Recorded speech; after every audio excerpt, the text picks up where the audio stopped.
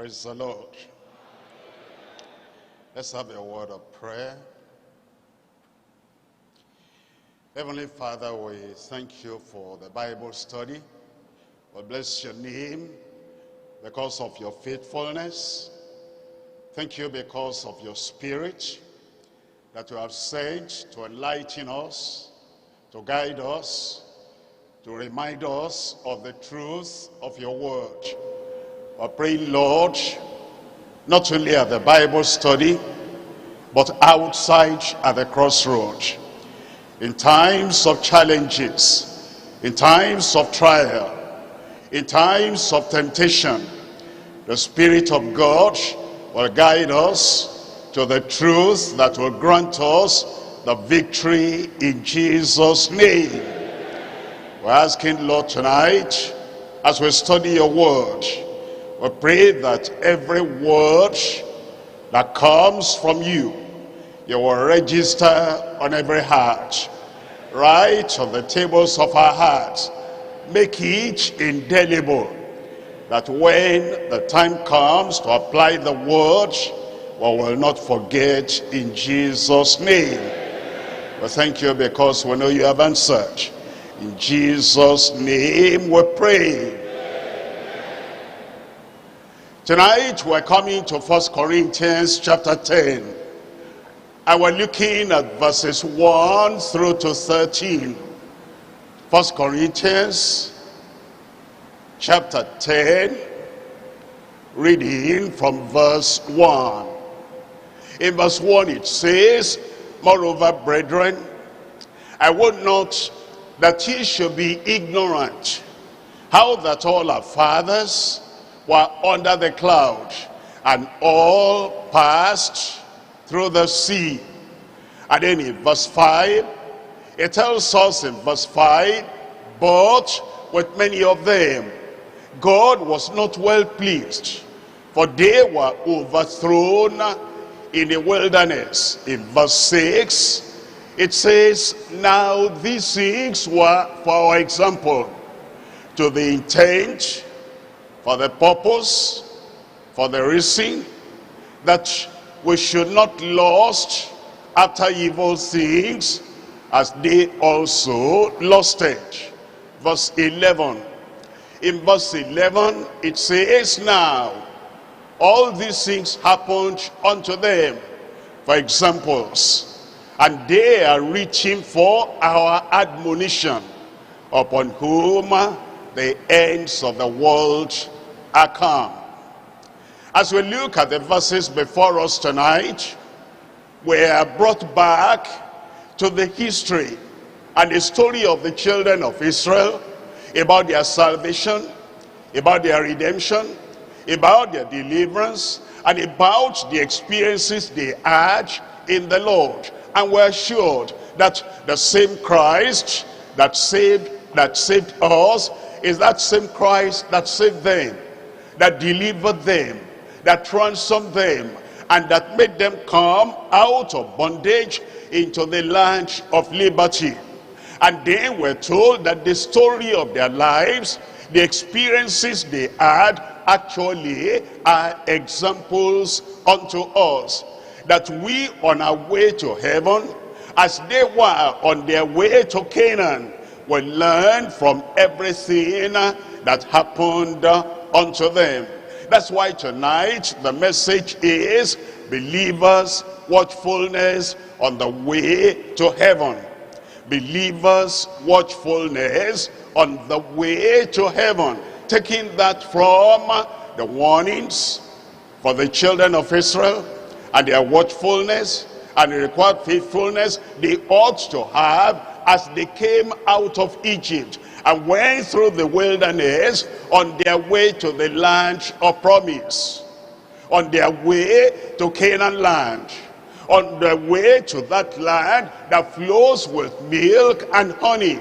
And it says, all these things happened unto them for our admonition, for our instruction, and for our learning, so that as we are on our way to heaven, we who are living in these last days, that we will take lessons and take instruction and take counsel and take admonition from what happened unto them.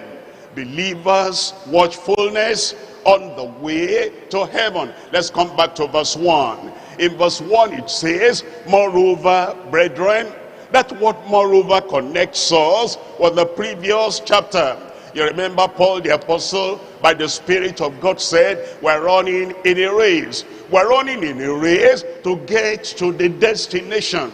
And that destination is heaven. And he said, I keep my body under control, under subjection. And he said, I bring everything to subjection, so that after preaching to others, after describing to others, after telling other people how they will get to the land of Canaan, he himself will not miss out, and he will not be a castaway. That's why now, in connection with chapter 10, it says, moreover, brethren, talking to believers on the same race to heaven, talking to believers who are pilgrims on their way to the promised land, talking to believers, children of God, who have repented, who have been saved, and who are now members of the family of God. It says, I will not have you to be ignorant. Why did he say that? He said that because some of them were surprised that he said, after preaching to others, he could be a castaway. And some of them thought, no, you cannot. You saw the Lord Jesus on the way to Damascus. You were converted. You became Brother Saul. And not only that, you have had the calling. You have become an apostle. How can you be a castaway? And they were surprised, said, this man who had been to the third heaven and who had heard music as well as things that he could not utter unto them. They were surprised, he would say, a saved man, a sanctified man, a spirit-filled man, a great apostle, and author, a writer of many epistles, could still say that he could be a castaway, except he will put under his body and put his life in check and in control and live by the word of God. That's why he said, don't be ignorant how that all our fathers were under the cloud and all passed through the sea, and yet not all of them got to the land of Canaan. Not all of them got to the promised land. And he said, let's learn from that. We're dividing the message today to three parts. Number one, the past and present spiritual experiences through Christ. All the experiences of the past of the children of Israel compared with our own present experiences. Are we saved? So were they. Are we sanctified? So were some of them. Are we filled with the Holy Ghost? So were some of them anointed and filled with the Holy Ghost. Are we conquerors right now by the name of the Lord? So were some of them. And so we want to look at the past experiences compared with the present experiences that we have through that Christ, the rock that followed them. Point number two, preventable yet permanent self-exclusion through corruption. Preventable self-exclusion, yet unfortunately for many of them, permanent self-exclusion through corruption. All the people, all the children of Israel were regarded as the people of God. All of them were saved. They were brought out of bondage. And Moses said unto Pharaoh, let my people go, all the people of Israel. And then they were reminded as they went through Exodus, Leviticus, Numbers, Deuteronomy, that he brought you, he redeemed you out of the house of bondage. Yet some of them did not get to the land of Canaan. They excluded themselves. God included them. The lamb was given for them. The blood was shed for them. When I see the blood, I will pass over you. And yet, some of them could not get over there. That's why the Lord is writing the word and giving us the word.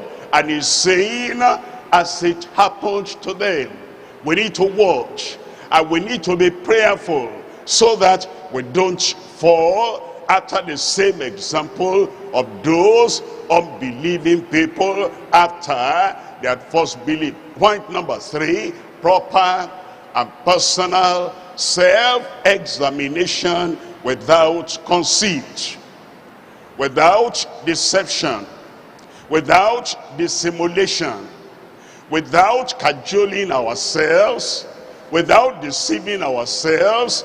Proper and personal self-examination, so that whatever we need to put right, whatever we need to set right, everything is well put right, set right. And then whenever the Lord will come for the church, the righteous, the pure, the holy church will be part of the people that will make it on that final day, in Jesus' name. Amen. Now point number one is past and present spiritual experiences through Christ. Let's read now from 1 Corinthians chapter 10, reading from verse 1. Moreover, brethren, children of God, those who are born again, he was talking to the Corinthians who had known the experience of that first work of grace. Brethren, I would not that ye should be ignorant how that all our fathers were under the cloud. I want to remind you that the Corinthians were Gentiles like we are Gentiles. But then, whether circumcised or not circumcised, all of us now in Christ, we're one family. And therefore it says, brethren, and it refers to Abraham as our father in the faith, and we are of the seed of Abraham, and all those Israelites as the fathers that came out of the land of Egypt. Is referring to them as our fathers, that they were all under the cloud, and all of them passed through the sea. You remember their story as they came out. The pillar of cloud, the pillar of fire was there to give them light in the night and shade and protection during the day. And then they passed through the Red Sea. That's what it's referring to. And then in verse 2 it says, and they were all baptized unto Moses in the cloud and in the sea. It's now referring to the very fact that they passed through the sea, the Red Sea, and it says that ties with our own baptism in water. And they were baptized in the cloud. It's referring to the similarity between what they went through and our baptism in the Holy Ghost. Look at verse 3. In verse 3 it says, and they did all eat the same spiritual meat. When it says spiritual meat, that's the manna that came from heaven. That's the manna that came from the supernatural. That's the manna that came from the Spirit of God. It refers to that as the spiritual meat. And then it says in verse 4, it says, and they did all drink the same spiritual drink. That's the water out of the rock. For they drank of that spiritual rock. That is, it's not just the physical rock, it's symbolic and it's standing for the Lord Jesus Christ, the rock of ages. They all drank out of that spiritual rock that followed them. That is, the first time the rock was there, and the rock granted them rivers of water. And then when they got to the next place again, it's like the rock there again, they could drink out of that. The rock that followed them, and now it says, and that rock was Christ. That rock was Christ. Well, he's telling us that those children of Israel, they had spiritual experiences. They were redeemed, they were saved, they were delivered, they were sanctified, they were made holy, they were made the peculiar people of God. They had the favor of God upon them. They had the experience of answered prayer. And it says, whatever we have now through Christ, they had similar blessings for them. Let's look at a few verses. Deuteronomy chapter 6, we're reading from verse 23. Deuteronomy chapter 6, reading from verse 23. It says, and he brought us out from thence, that he might bring us in to give us the land which is swear unto our fathers. Do you notice those words? He brought us out, and then that he might bring us in. Recently you heard the message, come out, come in, and conquer. He brought us out of sin, out of bondage, out of oppression, out of the iron furnace. He brought us out by grace, not because of the work of their hand, but by the grace of God. And then he intends to bring us in. He wants to bring us in into the abundance, into blessing, into joy, into happiness, into the land that is filled with milk and honey. He brought us out of darkness that he might bring us into the light. He brought us out of captivity that he might bring us unto freedom and liberty. That's what he did for them. And it is similar to what he has done for us. And Paul the apostle, by the Spirit of God, reminded the people of Corinth, and is reminding the whole church, and is saying, don't be ignorant of the fact that they had spiritual experiences. They came out that they might come in. The same thing that has happened to you. And then he said, but for you to get there, and for you to make it eventually, there are still things to look at on the way as you are moving on. Look at verse 24 there. In verse 24 it says, and the Lord commanded us to do all these statutes. It's not that, well, after we have come out of Egypt, then we're free to do as we want. We're free to live as we want to live. He has given commandments. He has given his word. And he has said we should do all these things to fear the Lord our God, to reverence our God, and to reverence our Lord, and to respect him, and to be obedient to him for our good always. He gave us commandments. He gave us instruction. He gave us directives, and he says, now that I brought you out of captivity, brought you out of bondage, and I brought you into blessing, you are to be obedient to the word of the Lord, that he might preserve us alive. The reason why he gave us the commandment, and the reason he wants us to be obedient to him, is that he will preserve us alive as it is at this day. Look at verse 25. In verse 25 it says, and it shall be our righteousness if we observe to do all these commandments before the Lord our God as he has commanded us. That's the experience they had. They were saved, and they, as children of God, were now commanded to observe the word of God as they went along. Exodus chapter 19, we're reading from verse 4. In Exodus chapter 19, reading from verse 4, ye have seen what I did unto the Egyptians, how I bare you on eagle's wings and brought you unto myself.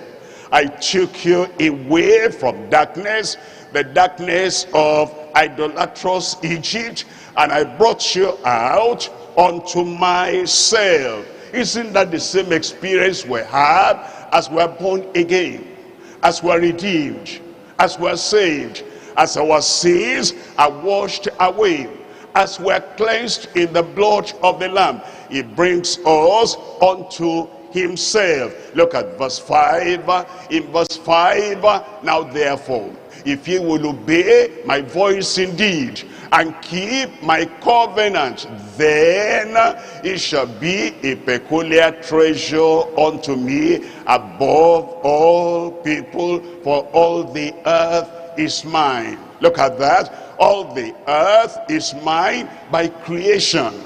But if you will obey my voice, as you are redeemed, as you are saved, as I brought you to myself, you will be mine, not by creation only, but by redemption. And therefore, since you will belong to me by creation and by redemption, you'll be above all the other people who only belong to me by creation. And then he tells us in verse 6, it says, and ye shall be unto me a kingdom of priests and an holy nation. These are the words which thou shalt speak unto the children of Israel. I want to remind you that that is exactly what the Lord has done for us, children of God. Look at 1 Peter chapter 2 verse 9.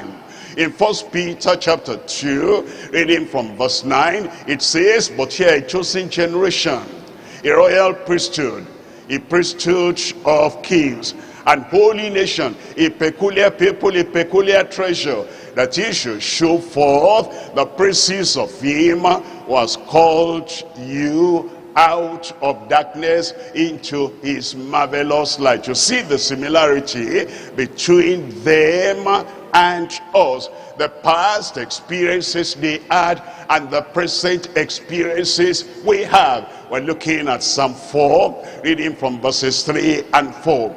In Psalm 4, reading from verse 3, it says, but know that the Lord has set apart him that is godly for himself. Remember, the psalmist was talking to the children of Israel, and he said, this you must know, this you must recognize, that the Lord has set apart him that is godly for himself. The Lord will hear when I call unto him. Look at verse 4. In verse 4 it says, stand in awe and sin not.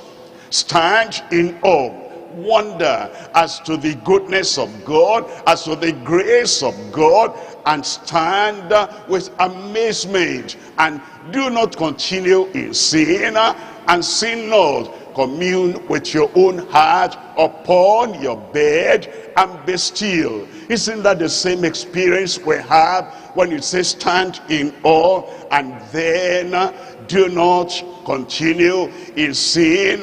What he did for them, he has done for us. We're looking at Leviticus chapter 20, reading from verse 7. Leviticus chapter 20, verse 7, sanctify yourselves therefore, and be ye holy, for I am the Lord your God. Verse 8 tells us, and ye shall keep my statutes and do them. I am the Lord which sanctify you. Sanctify yourself, set yourself apart, consecrate yourself. I brought you to myself. Commit yourself, submit yourself, abandon yourself unto me. And when you totally submit, there's absolute submission, and then there's that surrender, and there's that consecration. I am the Lord which purify you. I am the Lord which sanctify you. I am the Lord that will give you that experience after salvation. That's what he did for them, and that is what he has also done for us. The past experiences of the children of Israel and the present experiences of the people of God. Look at verse 26 there. In verse 26, and ye shall be holy unto me, for I, the Lord, am holy, and have severed you, have separated you from other people, that ye should be mine. You remember 2 Corinthians chapter 6 verse 17, come out from among them, and be ye separate, says the Lord. And I will receive you, and ye shall be my sons and my daughters, says the Lord Almighty. The same thing he told the children of Israel: I've severed you, I've separated you, I've brought you to myself. The same thing he has done for us. And he wants us to recognize that even though we have all those experiences, don't be ignorant and don't be forgetful of the children of Israel, of what happened to them even after such experiences. We're coming to Matthew chapter 4, reading from verse 4. In Matthew chapter 4, reading from verse 4, you remember, for the children of Israel, the ate of that spiritual meat that the Spirit of God, that God Almighty gave them, and they drank of that spiritual drink out of the rock. Now we also will have the same experience. But he answered and said, it is written, man shall not live by bread alone, but by every word that proceedeth out of the mouth of God. That's the bread of life now, and we have that bread of life every time. They are the age, and we have our own as well. And then he said they drank of that spiritual drink out of the rock. In John chapter 4, reading from verse 10, John chapter 4, reading from verse 10, it says, and Jesus answered and said unto her, if thou knowest the gift of God, and who it is that says unto thee, give me to drink, thou wouldest have asked of him, and he would have given thee the living water. And then in verse 14, it says, but whosoever drinketh of the water that I shall give him shall never thirst, but the water that I shall give him shall be in him a well of water springing up into everlasting life. You remember the water they drank, the bread they ate, and now we have the bread of life, and we have the water of life. And because the experiences they had is the same experiences at a higher level that we have, that's why he's saying, don't forget that. Remember that. Be not ignorant that whatever you have, you Corinthians born again, you Corinthians sanctified, and you Corinthians purged and purified, and you Corinthians filled with the Holy Ghost, and you Corinthians not behind in any of the gifts of the Spirit. You must remember our fathers who went through the wilderness, and then they had similar experiences too. And they had the desire that they will get to heaven. It wasn't only that they came out of Egypt, not only that they came to the land of Canaan.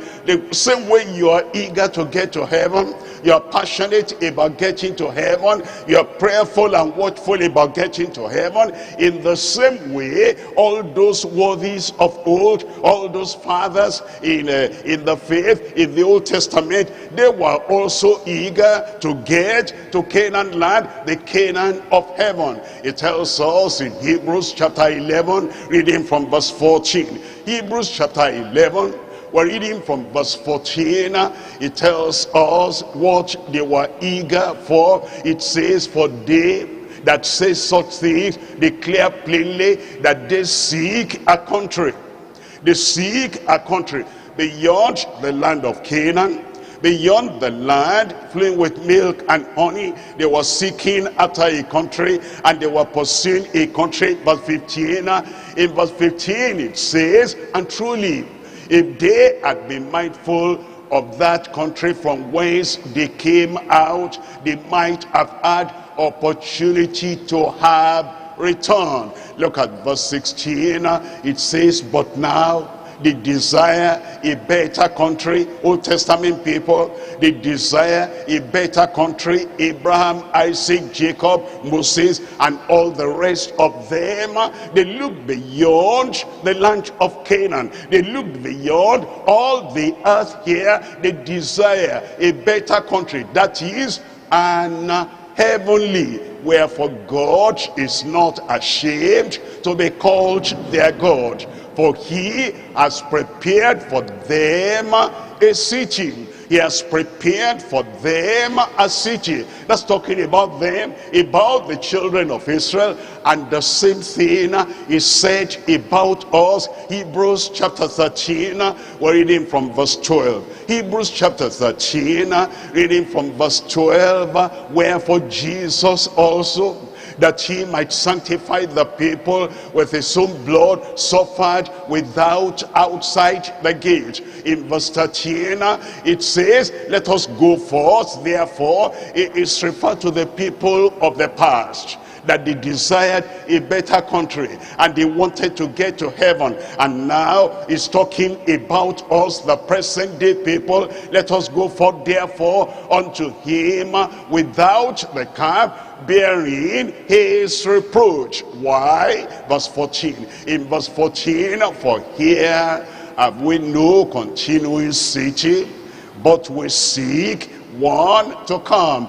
The same thing that happened to them, and the same passion they had, the same pursuit they had. They were seeking a better country, the heavenly country. And we too were seeking that same country, the heavenly country, heaven. Now, as you compare the past and the present, the question is it everyone that came out of Egypt that got to the land of promise? You know the answer. The answer is no.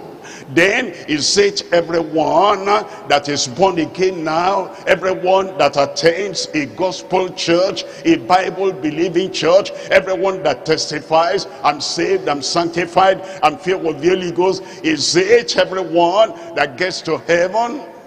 We wish it will be so.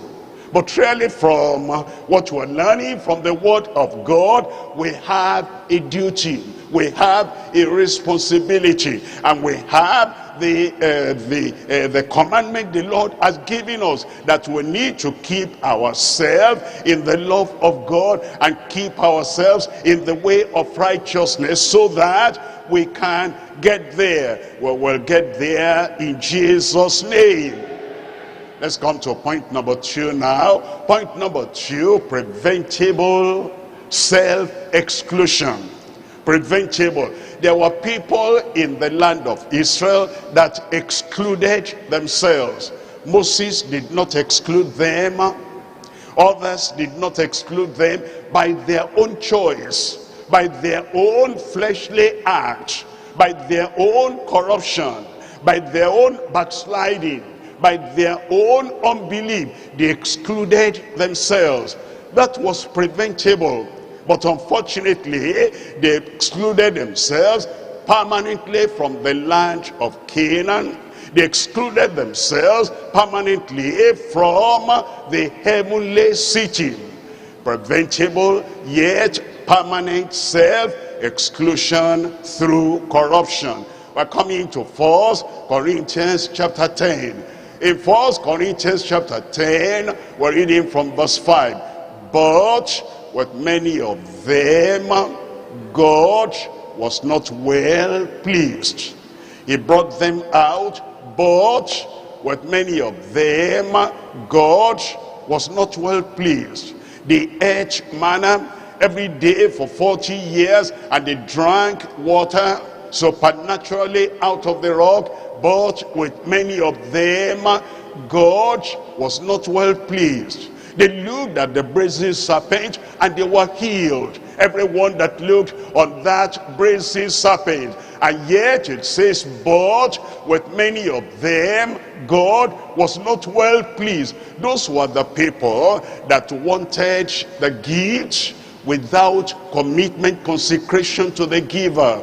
Those were the people that wanted the water, but they didn't have respect and honor for the rock from where that water came. Those were the people that took the manna and they took the blessing, but the blesser, the one that blessed them, they didn't have regard for him.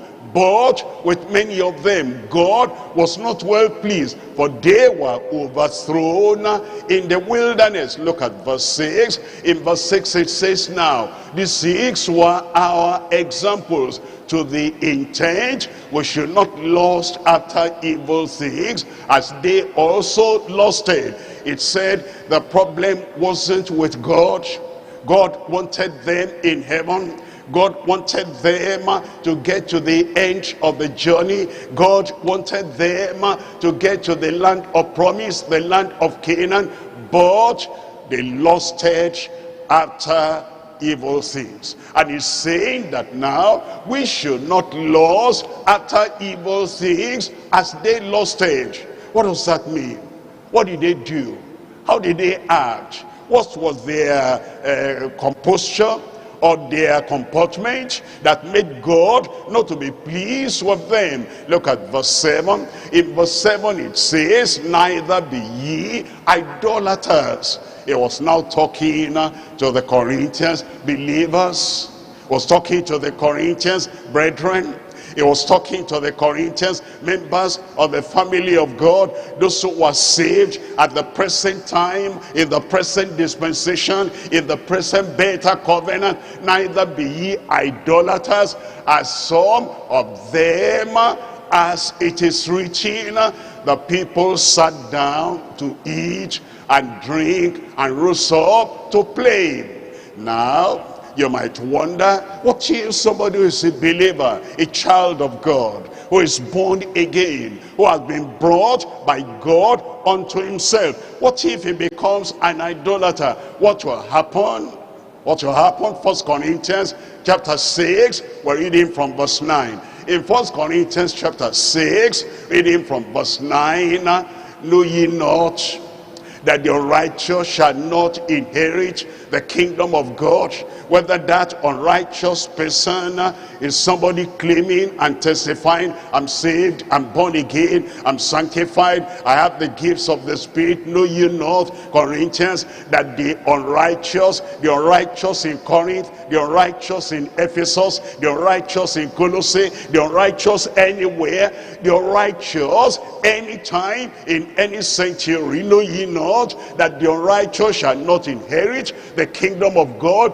Be not deceived, neither fornicators nor idolaters.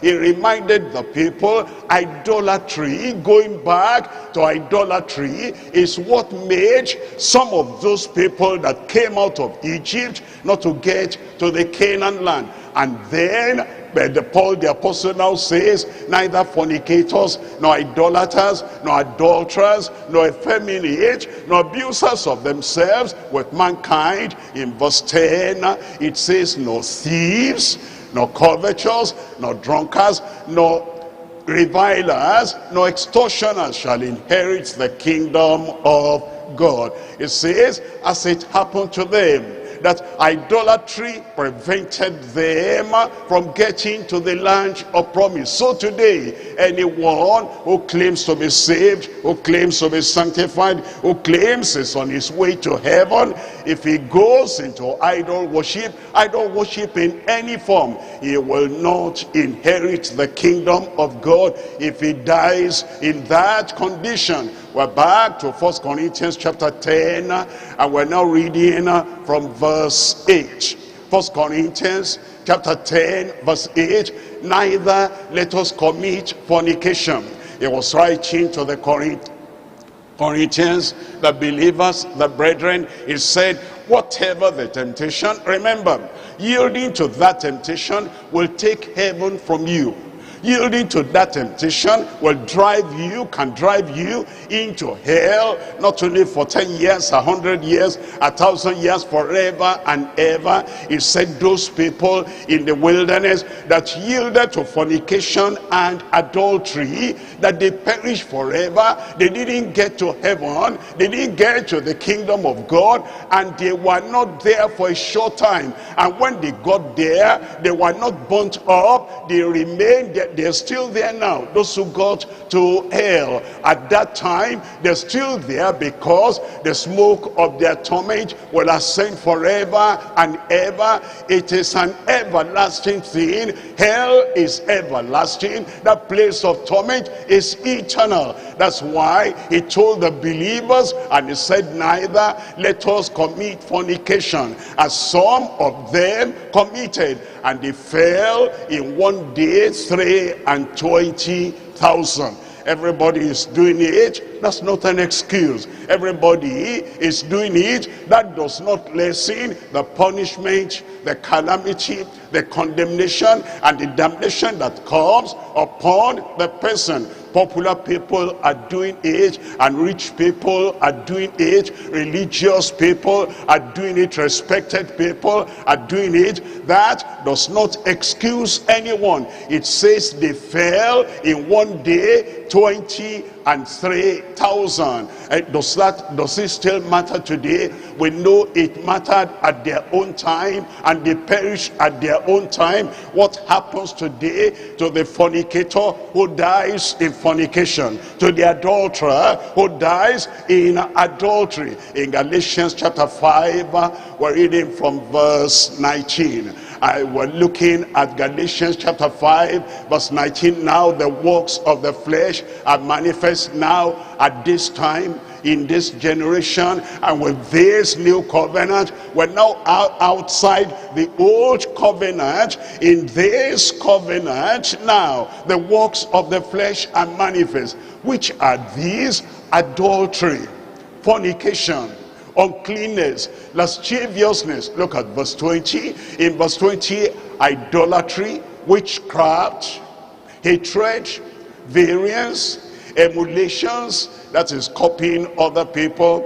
All those people will see them, their stars, their models, and then this is their lifestyle, and some people follow after that. Emulations, wrath, strife, sedition, heresies. In verse 21, envies, murders, drunkenness, revelings, and such like, of the which I tell you before, as I have also told you in time past, that they which do such things, whatever their profession, they which do such things, whatever their bold face, they which do such things, whatever their excuse, they which do such things, whatever their popularity, they which do such things, whatever the excuses may be, they which do such things shall not inherit the kingdom of God. Now you understand, after death, on the other side of the grave, there are only two places, not three. The kingdom of God, heaven, and then the other side, hell. And whoever does not get to heaven gets to the other side, hell, and is forever and ever. That's why the warning is coming to us, and is saying, don't let us behave, don't let us act like those other people acted, and they excluded themselves from heaven, from the land of promise, from the land of Canaan. It says we should abide by the word of God, and then the grace of God that bringeth salvation teach us and lead us and strengthen us to be sober, to be godly, and to remain peculiar unto the Lord, because all those who do such things will not inherit the kingdom of God. We're back to 1 Corinthians chapter 10, and we're reading from verse 9 and verse 10. In verse 9, neither let us tempt Christ, as some of them also tempted, and they were destroyed of serpents. It says, there are people that you say, it's like they say they're teasing God. They are testing God. God said, if this happens, it doesn't have any favorite. This is the consequence of what will happen. And then they test God. Will God do what he has said? They behave like little children at home. Daddy said, don't touch that thing. If you touch that thing, this is what I will do. I will deny you of this and that. And in their mind they say, Daddy can't do that. Daddy loves me so much. And so they tease Daddy. They don't really want to do evil or do any bad thing. They take it like play. And they take it like, let me tease Daddy. Let me test Daddy. Let me see whether Daddy will do what he said he will do. And then the child does that, and Daddy comes and he says, I will do what I said I will do. Daddy, you know, I'm a child. I was just playing. I was teasing you. Are you not my daddy? Daddy, Daddy, you will not do that. Well, maybe Daddy will not do that, but you cannot do that with God. If you say, well, I'm born again, I'm a child of God, I can resist temptation, I can resist that thing, but I just want to, he's my daddy. And they don't call God our Father who art in heaven. They say, Daddy in heaven, I want to do this now, and I want to test whether you will do this or that. And the word of God says, don't commit sin and say you are testing and you're teasing or you are tempting the Lord. The consequence is terrible. Neither let us tempt Christ, as some of them also tempted, and they were destroyed of serpents. Then in verse 10 it says, neither murmur ye. Neither murmur ye. There are people, they don't have long suffering. They don't have self-denial. They don't have any perspective of living for the Lord. Any little thing, it's like they think Christianity is a bed of roses. Everything will please me. Everybody will serve me. Everybody will be nice to me. If there is accidental happening that gives them discomfort, even though people do not do it deliberately, if it gives them discomfort at all, and everybody is not, behaving like their slave, behaving like their servant, and then anything rubs them the other side, they're ready to murmur. They're ready to complain. They're ready to do whatever evil may come to their mind. Those ones are not thinking of heaven. Those ones, they hear the word of God and they know that this is the consequence of evil, but when the temptation comes, it's like they have never heard the word of God. It's like they are ignorant of the word of God. And Paul the apostle said, brethren, I would not that ye should be ignorant, that murmuring and complaining and criticizing and tearing things apart will make the anger of God to come upon such people. Neither murmur ye, as some of them also murmured, and they were destroyed of the destroyer. I pray we will not be destroyed. I will not be destroyed.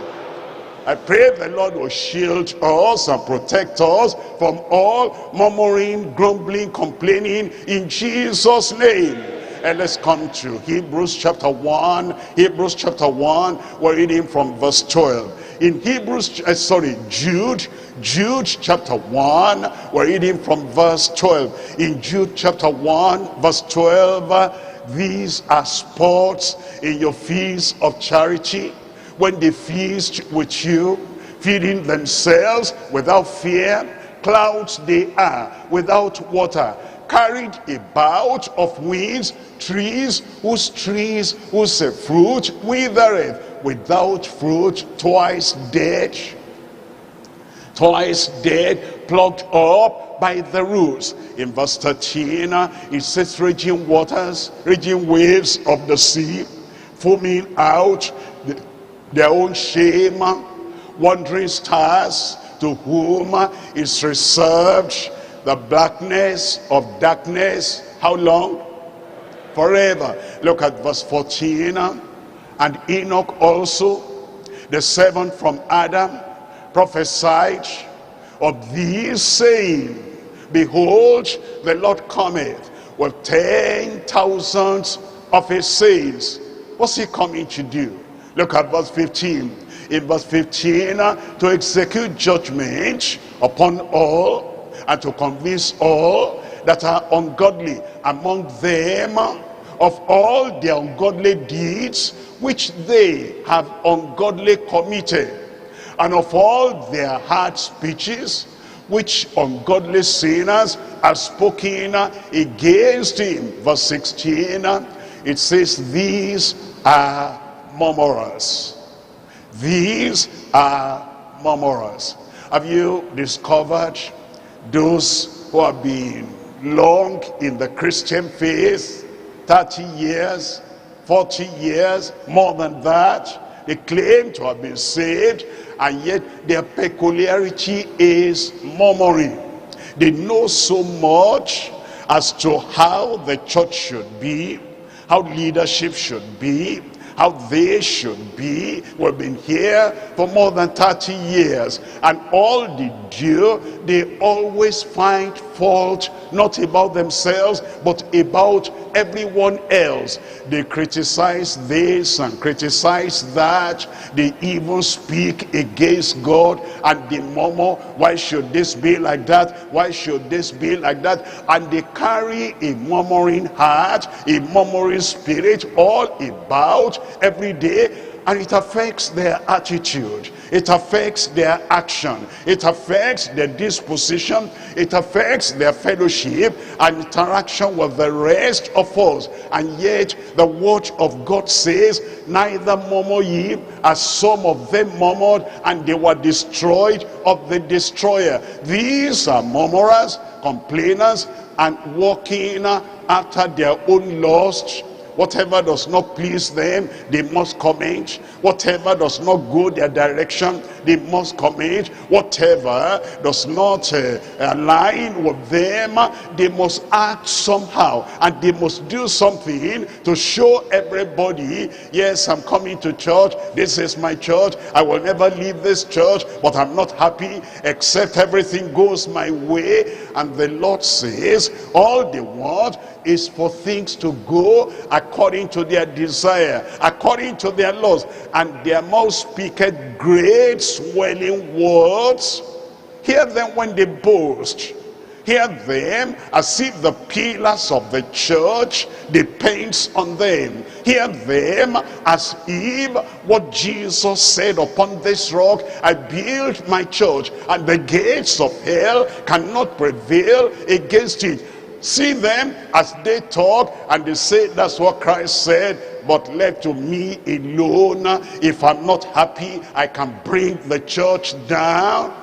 No, you cannot. You just bring damnation upon yourself. It says they speak great swelling words, having men's persons in admiration because of advantage. Now, those children of Israel that came out of Egypt, and they did not live the life the Lord expected them to live, and they grumbled, and they murmured, and they complained, and they spoke great swelling words of vanity, like Korah, Dathan, and Abiram. What happened to them? We're coming to Hebrews chapter 3. In Hebrews chapter 3, we're reading from verse 10. Hebrews chapter 3, we're looking at verse 10. It says, wherefore I was grieved with that generation, and said, they do always err in their heart.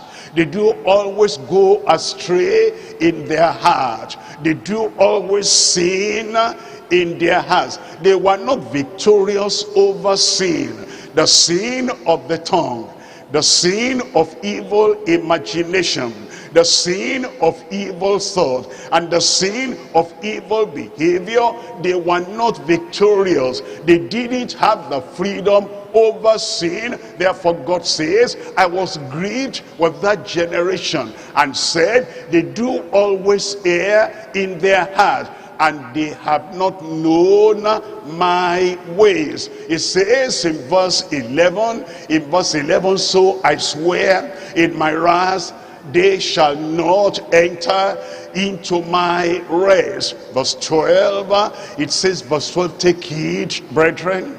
Take heed, brethren. You see what has happened to other people. Take heed, lest there be in any of you an evil heart of unbelief, an evil heart of not believing the warning of the word of God, not believing the word of God, not believing all the checks and balances given in the word of God. It says, take heed lest there be in any of you, an evil heart of unbelief in departing from the living God. It says, but this is what you do in verse 13, but exhort one another daily, encourage one another daily, warn one another daily, counsel one another daily while it is called today, lest any of you be hardened through the deceitfulness of sin. Somebody can become hardened through the deceitfulness of sin, and is murmured over and over, criticized over and over, is corrupted himself, herself over and over, until the conscience is totally silenced and seared, and then is so hardened, even though he will read the Bible, even though he will hear the message of the word of God, but he does not tremble at the word of God, and he does not know that this can happen to him and this can happen to her, because he's hardened through the deceitfulness of sin. Look at verse 14. In verse 14, but for we are made partakers of Christ on only one condition, if we hold the beginning of our confidence steadfast unto the end. Verse 15, while it is said today, if you will hear his voice, harden not your heart as in the provocation. Verse 16, for some, when they had heard, did provoke, howbeit not all that came out of Egypt by Moses. In verse 17, but with whom was he grieved 40 years? Was it not with them that had sinned, whose carcasses fell in the wilderness? Verse 18, and to whom sware he that they should not enter into his rest, but to them that believed not. He saved them, and after their salvation, instead of continuing to believe, they now believed not. They didn't believe the word of God anymore as they believed originally on the day of their conversion. So in verse 19, so we see that they could not enter in because of unbelief. Jude chapter 1 verse 5. In Jude chapter 1 verse 5, here is what the Lord is reminding us of. I will therefore put you in remembrance, though ye once knew this, how that the Lord, having saved, having redeemed, having converted, having delivered, the Lord having saved the people out of the land of Egypt. Afterward, after that salvation, after that redemption, after that deliverance from the land of bondage, afterward, after he had said, when I see the blood, I will pass over you, afterward, destroyed them that believed not. Those were the people that permanently excluded themselves from the land of promise. That was preventable, but unfortunately, that's the way they chose, and that's the way they went. But God has given us all this warning so that that will not happen to us, will not happen to me. wake up will not happen to me. We're coming to point number 3 now. Point number 3 is proper and personal self-examination without conceit, without deceiving ourselves, without covering up, without silencing our conscience, without cajoling ourselves as to everything is all right. I know I'm all right. I know everything is okay. Why don't you examine yourself? What we're told in 2 Corinthians chapter 13, verse 5. 2 Corinthians chapter 13, reading from verse 5, it tells us, does not 2 Corinthians chapter 13, reading from verse 5, examine yourselves whether ye be in the faith.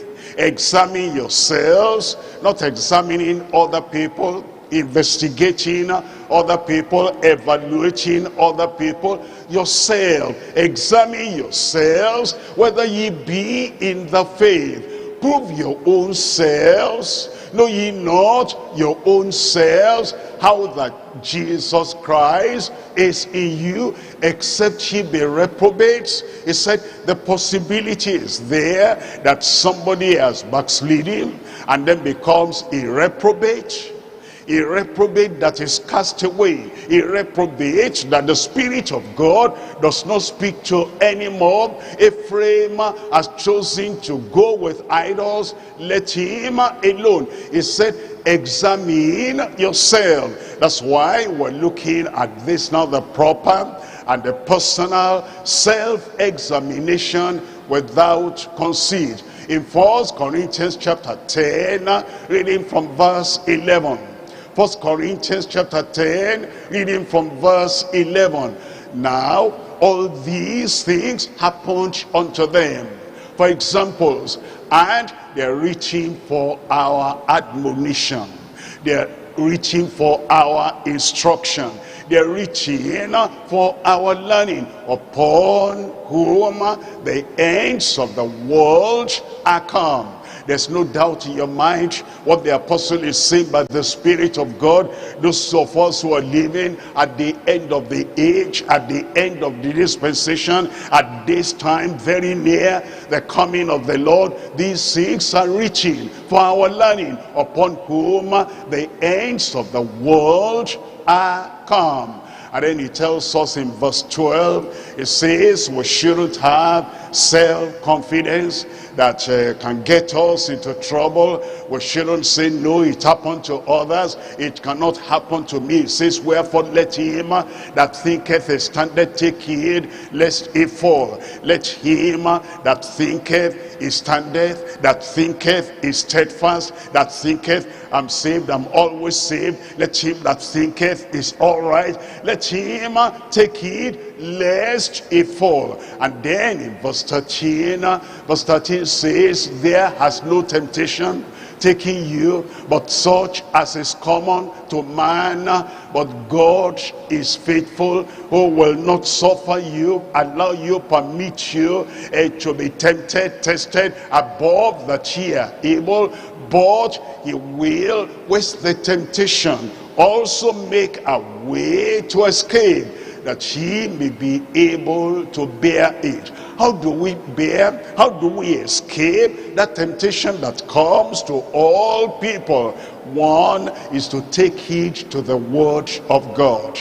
Not to be so sure about ourselves, not to tempt God, not to test God, not to tease God, and not to think that I can do it. I'm a favorite of the Lord. Although other people may do that and fall, I can still find my way through. Take heed lest what happened to other people might happen unto you. Hear the word of God, and also watch and pray lest you fall into temptation. Watch, be very careful, and look at your life in the past. What hindered me in the past? Why am I there at this level? Where I am now? Why have I not moved forward? And what was the stumbling block in my path before? What's the peculiar weakness besetting sin of my life? Examine yourself and see how to prevent any of those things happening again. Have you backslidden before?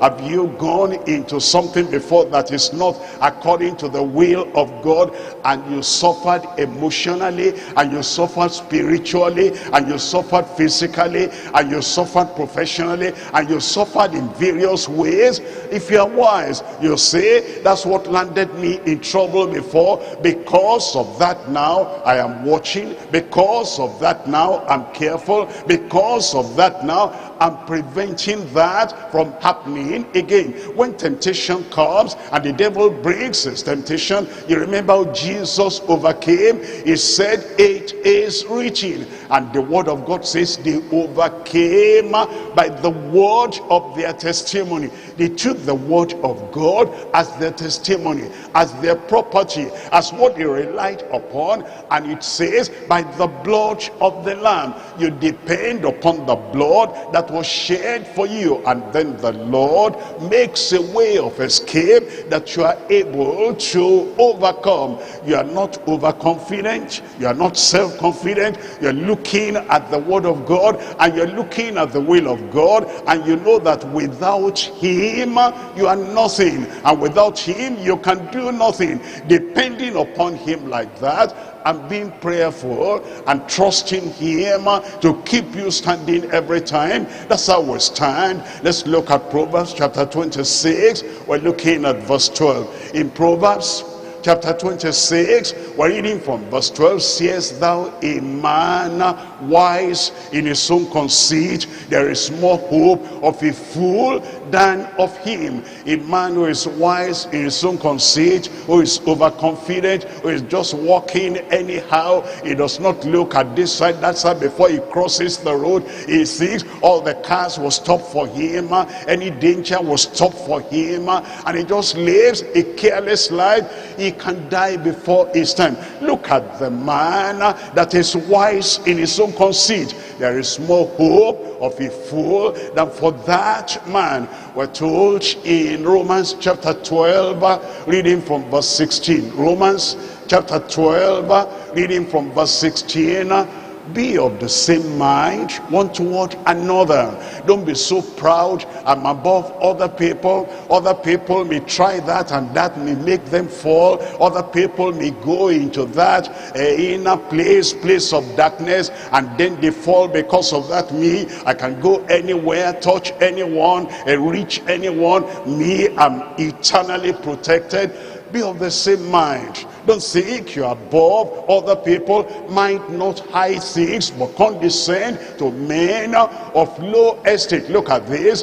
Be not wise in your own conceit. Be not wise in your own conceit. Walk prayerfully, and walk soberly, and walk carefully. Look at your life, so that by the grace of God, the heaven you have been dreaming about, and the heaven you have been pursuing, you don't miss that heaven. Eventually, we're looking at Romans chapter 11, reading from verse 19. Romans chapter 11, reading from verse 19. Thou wilt say then, the branches were broken off that I might be grafted in. In verse 20, it says, well, because of unbelief they were broken off, and thou standest by faith. Be not high-minded, but fear. Be not high-minded. I am of deeper life, I am of higher life, I'm of the greater life, I'm more spiritual, holier than everybody else. I don't have to worry about anything. The grace of God is so great in my life. That's what begins the fall of other people. When they become careless, and when they are not like Paul the apostle. I keep my body under, I keep my eyes under, I keep my ears under, I keep my mouth under, I keep my tongue under, I keep my every part of my body, the sensitive parts, I keep everyone under, so that after I have preached to others, I do not become a castaway. Be not high-minded, but fear. Look at verse 21. In verse 21, for if God spared not the natural branches, take heed. If God spared not the children of Israel, who later went into unbelief, if God spared not those children of Israel that committed fornication, adultery, that murmured, that grumbled, that tested or tempted the Lord, if God spared them not and they perished in the wilderness, then he said, take heed lest he also spare not thee. In verse 22, he said, behold, therefore, the goodness and the severity of God on them which fell, severity, on them which fell into unbelief, on them which fell into sin, on them which fell into carelessness, on them which fell into the works of the flesh, severity. But toward thee goodness, if on condition thou continue in his goodness, otherwise thou also shalt be cut off. That's why the Lord is warning us. That's why the Lord is reminding us we need to depend upon the Lord and depend upon the strength of the Lord. In 1 Peter chapter 5, reading from verse 8. 1 Peter chapter 5, reading from verse 8, be sober. That's the life of the Christian. Not frivolous, not jesting, not careless, not carefree, not here and there, not having I don't care attitude. Be sober, be vigilant, because your adversary the devil, as a running lion, walketh about, seeking whom he may devour. Verse 9, whom resist steadfast in the faith. You must make up your mind. You got saved because you made up your mind. You repented because you made up your mind, because you decided, I'm going to give my heart to the Lord, I'm going to believe the Lord, I'm going to get to heaven. It's a personal decision. Now, as you're already born again and you're on your way to life everlasting, to eternity, to heaven, you must still have that personal decision that I am going to make it to heaven, whom resist steadfast in the faith, knowing that the same afflictions are accomplished in your brethren that are in the world. Make up your mind, you will stand, and God will help you to stand in Jesus' name. We're looking at 1 Timothy chapter 4. In 1 Timothy chapter 4, we're reading from verse 15. 1 Timothy chapter 4 from verse 15. Meditate on these things, all that we have heard, meditate on them. As you get back home, meditate on everything we have heard. Read that passage again, 1 Corinthians chapter 10 from verse 1 all through slowly and all to verse 13, and think about everything, recollect everything you have heard, meditate upon these things, apply them to your life, and then say, if the Lord will come tonight, where would I be? Meditate upon these things, give thyself wholly to them. Don't be forgetful.